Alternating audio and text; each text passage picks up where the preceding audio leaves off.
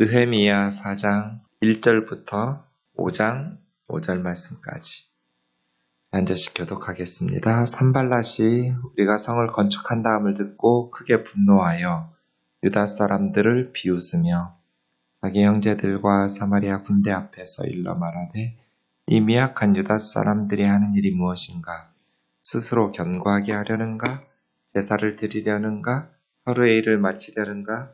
불탄 돌을 무더기에서 다시 일으키려 하는가 하고 암몬 사람 도비아는 곁에 있다가 이르되 그들이 건축하는 돌 성벽은 여우가 올라가도 곧 무너지리라 하더라. 우리 하나님이여 들으시옵소서. 우리가 업신여김을 당하나이다. 원하건대 그들이 욕하는 것을 자신들의 머리에 돌리사 노략거리가 되어 이방에 사로잡히게 하시고 주 앞에서 그들의 악을 덮어두지 마시며 그들의 죄를 도말하지 마옵소서. 그들이 건축하는 자 앞에서 주를 노하시게 하였음이니이다 하고 이에 우리가 성을 건축하여 전부가 연결되고 높이가 절반에 이르렀으니 이는 백성이 마음들여 일을 하였음이니라. 산발락과 도비아와 아라비아 사람들과 암몬 사람들과 아스돗 사람들이 예루살렘 성이 중수되어 그 허물어진 틈이 메꾸어져 간다함을 듣고 심히 분노하여 다 함께 꾀하기를 예루살렘으로 가서 치고 그곳을 요란하게 하자 하기로 우리가 우리 하나님께 기도하며 그들로 말미암아 파수꾼을 두어 주야로 방비하는데 유다 사람은 이르기를 흙무더기가 아직도 많거늘 짐을 나르는 자의 힘이 다 빠졌으니 우리가 성을 건축하지 못하리라 하고 우리의 원수들은 이르기를 그들이 알지 못하고 보지 못하는 사이에 우리가 그들 가운데 달려들어가서 사륙하여 역사를 그치게 하리라 하고 그 원수들의 근처에 거주하는 유다 사람들도 그 각처에서 와서 10번이나 우리에게 말하기를 너희가 우리에게로 와야 하리라 하기로 내가 성벽 뒤에 낮고 넓은 곳에 백성이 그들의 종족을 따라 칼과 창과 활을 가지고 서 있게 하고 내가 돌아본 후에 일어나서 귀족들과 민장들과 남은 백성에게 말하기를 너희는 그들을 두려워하지 말고 지극히 크시고 두려우신 줄을 기억하고 너희 형제와 자녀와 아내와 집을 위하여 싸우라 하였느니라. 우리의 대적이 우리가 그들의 의도를 눈치챘다 함을 들으니라. 하나님이 그들의 꾀를 패하셨으므로 우리가 다 성에 돌아와서 각각 일하였는데 그때로부터 내 수하 사람들의 절반은 일하고 절반은 갑옷을 입고 창과 방패와 활을 가졌고 민장은 유다 온 족속의 뒤에 있었으며 성을 건축하는 자와 짐을 나르는 자는 다 각각 한 손으로 일을 하며 한 손에는 병기를 잡았는데 건축하는 자는 각각 허리에 칼을 차고 건축하며 나팔 부는 자는 내 곁에 섰었느니라. 내가 귀족들과 민장들과 남은 백성에게 이르기를 이 공사는 크고 넓음으로 우리가 성에서 떨어져 거리가 먼즉 너희는 어디서든지 나팔 소리를 듣거든 그리로 모여서 우리에게로 나아오라. 우리 하나님이 우리를 위하여 싸우시리라 하였느니라. 우리가 이같이 공사하는데 무리의 절반은 동뜰 때부터 별이 나기까지 창을 잡았으며 그때 내가 또 백성에게 말하기를 사람마다 그 종자와 함께 예루살렘 안에서 잘지니 밤에는 우리를 위하여 파수하겠고 낮에는 일하리라 하고 나나 내 형제들이나 종자들이나 나를 따라 파수하는 사람들이나 우리가 다 우리의 옷을 벗지 아니하였으며 물을 기르러 갈 때에도 각각 병기를 잡았느니라. 그때 백성들이 그들의 아내와 함께 크게 부르짖어 그들의 형제인 유다 사람들을 원망하는데 어떤 사람은 말하기를 우리와 우리 자녀가 많으니 양식을 얻어먹고 살아야 하겠다 하고 어떤 사람은 말하기를 우리가 밭과 포도원과 집이라도 저당 잡히고 이 흉년에 곡식을 얻자 하고 어떤 사람은 말하기를 우리는 밭과 포도원으로 돈을 빚내어 왕에게 세금을 바쳤도다. 우리 육체도 우리 형제의 육체와 같고 우리 자녀도 그들의 자녀와 같거늘 이제 우리 자녀를 종으로 파는도다. 우리 딸 중에 벌써 종된 자가 있고 우리 밭과 포도원이 이미 남의 것이 되었으나 우리에게는 아무런 힘이 없도다 하더라. 아멘.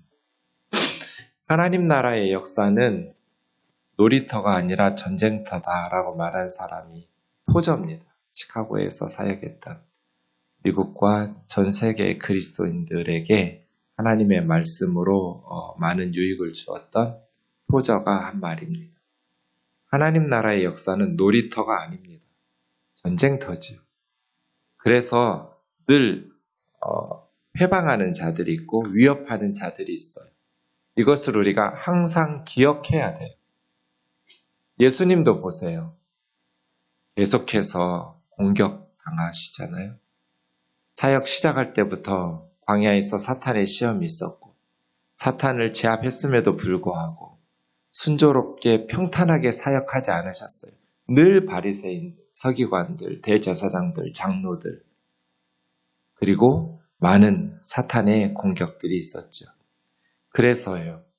우리는 놀이터에서 노는 어린아이들이 아니라 전쟁터에서 싸우는 그리스도의 군사죠. 이것을 항상 기억하는데 언제나 공격은 두 방향에서 와요. 하나는 밖에서 외부적 공격이 있어요. 하나는 안에서 내부적 공격이 있어요. 4장은 외부적 공격이에요. 5장은 내부적 공격이에요. 어떤 게 더 위험할까요? 내부적 공격이 더 위험하죠. 외적인 공격은 똘똘 뭉쳐서 싸워내면 돼요.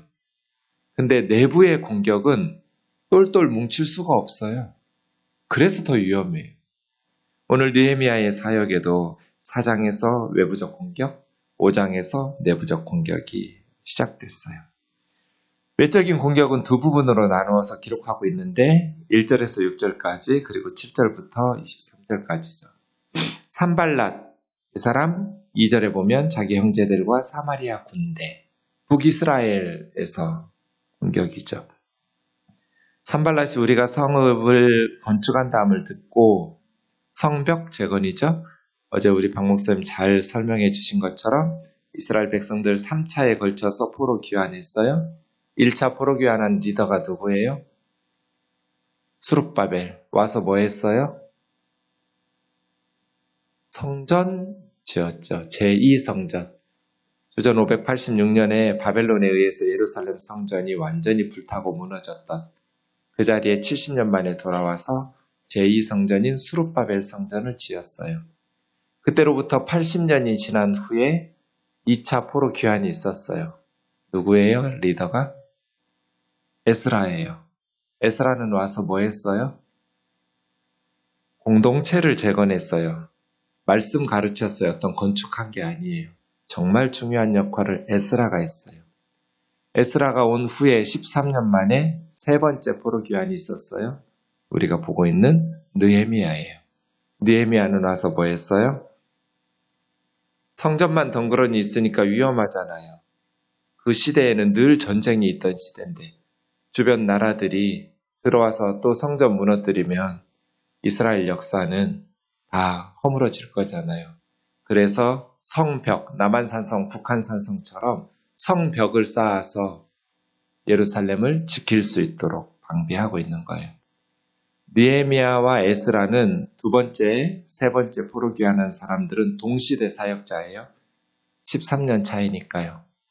첫 번째 스룹바벨 때하고 2차 에스라 때하는 80년 간격이 있으니까 동시대 사역자들이 아니에요. 그러니까 성전은 지어졌지만 100여 년 가까이 성벽이 없어서 예루살렘 성벽은 허물어진 채로 그대로 성문은 달려있지도 않은 그렇게 처참한 상황에 나라가 망하기는 쉬운데요. 다시 일으켜 세우고 회복시키는 건 참 어려워요. 망하기는 쉬워요. 근데 다시 하나하나 쌓으면서 다시 회복하고 세우는 것이 참 어려워요. 가정이나 나라나 교회나 마찬가지 같아요. 그래서요. 쌓은 후에 세운 후에 허물어뜨리지 않도록 바르게 유지하고 살아가는 것 굉장히 중요하죠. 요즘 한국교회 모습 보면서 참 수십 년 동안 많은 눈물과 기도와 땀과 성도들의 헌신이 모여서 교회들이 세워졌죠. 무너지는 건 한순간이더라고요.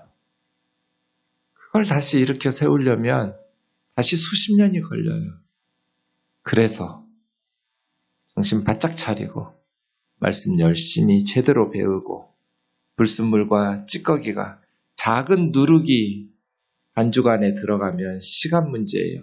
한순간에 무너져요. 금방 타락하고 부패해요. 그러니까 우리의 몸과 마음이 항상 하나님 앞에서 말씀 앞에서 깨어 있어야죠. 산발랏이 그렇게 위협해요. 자기 형제들과 사마리아 군대 앞에서 이미 북이스라엘은 군대 체계를 잘 갖추고 있었죠. 말로만 위협하는 거 아니에요? 군사적인 압박 가하는 거죠. 이 미약한 유다 사람들이 하는 일이 무엇인가? 스스로 견고하게 하려는가? 제사 드리려는가? 하루의 일을 마치려는가? 불탄도를 흙무더기에서 다시 일으키려는가? 암몬 사람 도비아도 비슷하죠? 그들이 건축하는 돌 성벽은 여우가 올라가도 곧 무너지리라. 여우는 큰 동물이 아니잖아요. 그냥 살랑살랑 걸어다니는 여우가 걸어다녀도 허물어질 성벽을 쌓고 있구나 하면서 산발랏도 도비아도 다 무시하고 힘을 약화시키는 거죠. 너희들 그런 짓 해봐야 아무 소용없어. 이렇게. 그까이 거 해서 어디다 쓰려고 실제로 이 말들이 영향력이 있는 것이 사실이니까. 이스라엘은 오합지졸이었어요. 자기들이 생각해도 이런 거 해서 나라 지킬 수 있을까? 스스로도 한심하다고 생각했을 거예요. 여우가 올라가도 무너질 성벽 쌓고 있어요. 그래서 포기하기가 쉽죠. 그래서 이런 공격이 힘든 거예요. 우리가 기억해야 될 거 있어요. 아무리 초라해 보여도 하나님의 백성들의 삶은 약할 때 오히려 강하는 법이에요. 하나님께서 무능해서가 아니에요. 우리는 세상적으로 강해지면 하나님을 의지하는 힘이 약해져요. 그 인간이 참 역설적이죠? 기도하는 강도가 달라요. 평소하고 약할 때하고. 그래서 바울에게 육체의 가시를 주면서 하나님께서 네가 약할 때 내 능력이 네 안에서 온전해진다. 이게 하나님의 백성들의 삶의 원리예요. 세상적으로 보면 아무것도 아니고 약한 것 같지만 약한 그 사람이 더 하나님을 신뢰하고 하나님께 매달리기 때문에 하나님의 능력이 더 크게, 하나님의 역사가 더 크게 나타나거든요. 그래서 우리는 산발락과 도비아처럼 말하면 안 돼요. 지금 가만 놔둬도 기운 빠지는 판에 더 기운 빠지도록 하는, 그까짓 거 해서 뭐 하려고 하는 무시하는 태도와 말이에요. 격려해도 모자랄 판에 조롱하고 비웃는 것은 산발랏이나 도비아 같은 짓이에요. 하나님의 백성들은 절대로 다른 사람들을 비웃으면 안 돼요. 그까짓 거 해서 뭐 하려고 이런 말 하면 안 돼요. 그런데 어리석은 우리는 세상적인 눈에 보이는 판단으로 말하고 기운 빠지게 할 때가 많아요. 부모가 자식들을 대할 때도 세상적으로 공부 잘하고 힘 있는 자식들 대할 때 하고 세상적으로 볼 때 좀 한심한 자식을 대하고 말할 때하고 달라요. 영적인 안목이 없어요. 예수 믿고 교회만 다니지 성경 들고 왔다 갔다만 할 줄 알지 하나님을 신뢰하지 않으니까 세상적인 기준으로만 판단하니까 하나님의 말씀은 기억나지 않고 저 멀리 있고 예배 시간에 설교 시간에나 듣지 구체적인 삶 속에 적용할 줄은 모르니까 그래서 지금 박수해주고 격려해 주어야 될 때, 힘을 내라, 용기를 내라라는 말을 해줘야 될 때, 이렇게 말한단 말이에요. 그까짓 거 해서 뭐 하려고? 그러니까 좀 열심히 공부했어야지. 그러니까 좀 열심히 했어야지. 엄마 말 들었어야지.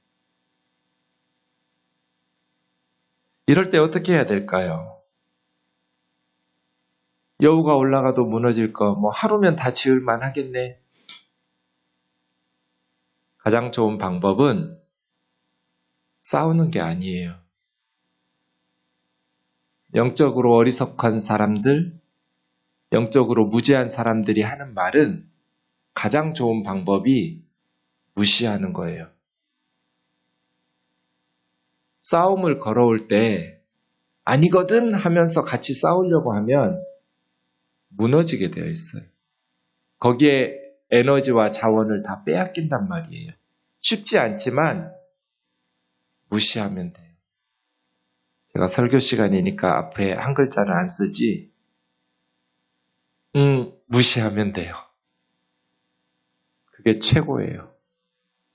그리고 두 가지 하는 거예요. 첫 번째 뭐겠어요? 산발락과 도비아가 떠들 때 무시해라. 그리고 두 가지를 해라. 첫 번째, 뭐 해야 돼요? 제 얼굴 보면 답이 있어요? 성경 보셔야지. 뭐 했어요? 예, 기도했어요. 기도해야 돼요. 두 번째, 6절 보시면 마음을 들여 계속 멈추지 않고 하나님의 말씀 순종하는 거예요. 건축에 매진했죠. 이게 이기는 방법이에요. 우리 삶에 산발락과 도비아의 목소리가 들릴 때 우리 기운 빠지거든요. 그래, 이까짓 거 해서 뭐 하려고.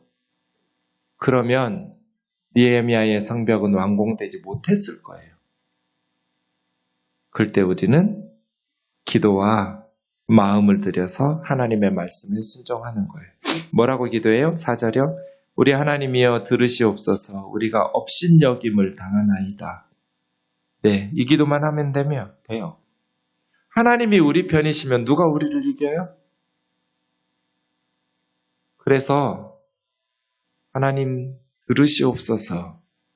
그렇게 산발락과 도비아를 하나님의 싸움의 대상으로 만들란 말이에요. 이게 기도예요. 우리가 싸우려고 하지 말고 그럼 져요. 하나님 일을 못해요. 하나님한테 싸우라고 패스시키란 말이에요. 이게 하나님 들으시옵소서예요. 하나님 들으셨죠? 이제 하나님이 알아서 처리해 주세요.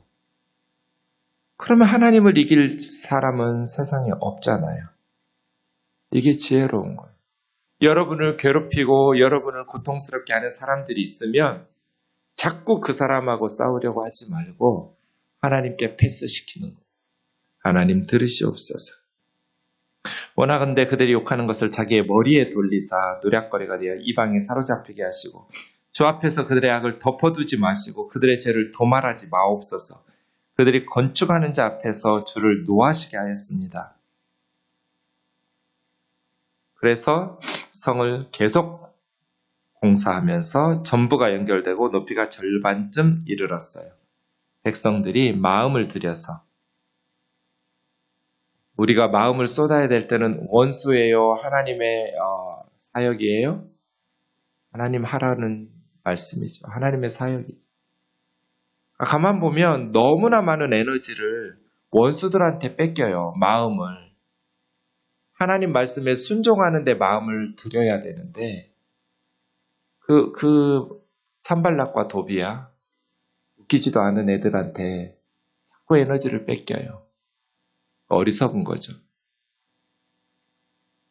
말씀드렸듯이 하나님 나라는 전쟁터예요. 예수님도 쉽게 사역하시지 않았어요. 계속해서 우리 곁에는 산발락과 도비아가 있어요. 2000년 기독교 역사 보세요. 산발락과 도비아가 없었던 적이 있어요? 항상 있어요. 생동교회는 있어요. 목회가 쉬운 줄 아세요? 마음을 뺏기면 안 돼요.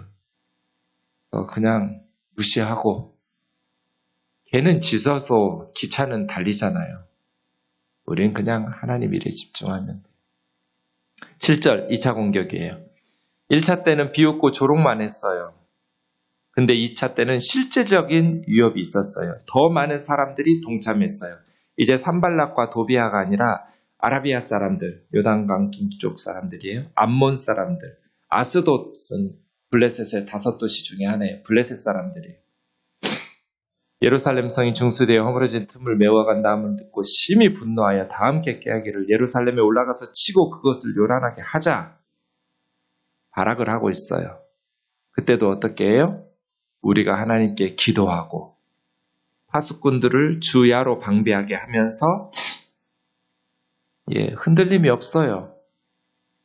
기도하는 사람들이 그래서 하나님의 일을 해요. 느헤미야 보세요. 이 사람 기도로 시작하고 기도로 끝내는 사람이에요. 그러니까 흔들리지가 않아요. 하나님께서 함께 하시니까. 무시하고 하나님께 기도하고 이제 파수꾼들을 두어서 방비하는데 10절 흔들리는 사람들 있죠. 유다 사람들, 예루살렘 밖에 있는 시골 사람들. 흙무더기가 아직도 많은데 짐을 나르는 자의 힘이 빠졌으니 우리가 성을 건축하지 못할 거야. 이런 소리는 내부에서 계속 들리죠. 절망하는 소리. 우리 원수들은 그들이 알지 못하고 보지 못하는 사이에 우리가 그들 가운데 들어가서 사륙하여 이제 건축을 멈추게 하고 성벽을 허물자가 아니라 죽이자예요. 죽이자. 사륙하고 역사를 그치게 하리라. 원수들이 근처에 거주하는 유다 사람들도 이제 바로 옆에 원수들이 있는 그 유다 사람들은 더 위험하죠. 불안하죠. 각처에서 10번이나 와서 도와달라고 요청하는 거예요. 너희들이 건축 멈추고 우리에게 와서 도와줘야 돼. 원수들이 지금 쳐들어오고 우리를 죽이려고 그래. 어떻게 해야 될까요?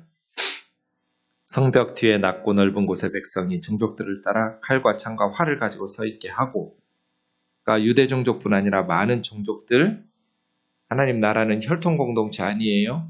신앙 공동체예요. 할례받고 들어온 많은 종족들을 세워놓고 돌아본 후에 일어나 귀족과 민장들, 남은 백성들에게 두려워하지 마라. 크신 하나님을 기억하고 형제와 자녀와 아내와 집을 위해서 싸워라. 상황이 어렵지만 하나님을 기억하고 싸우고, 이 싸움은 우리 싸움 아니고 하나님 싸움이니까 그렇게 하면서 계속해서 사역하고 성벽을 짓기 시작해요. 15절에 하나님께서 개입하셨어요. 우리가 그들의 의도를, 원수들의 의도를 눈치챘다라는 것을 알고 포기한 거예요. 그러니까 원수들을 두려워할 필요가 없어요. 제가 늘 말하잖아요. 하나님의 나라를 위협하고 협박하는 원수들은 똥개 같다고. 크게 짖고 막 죽이려고 덤비지만 똥개 같아요.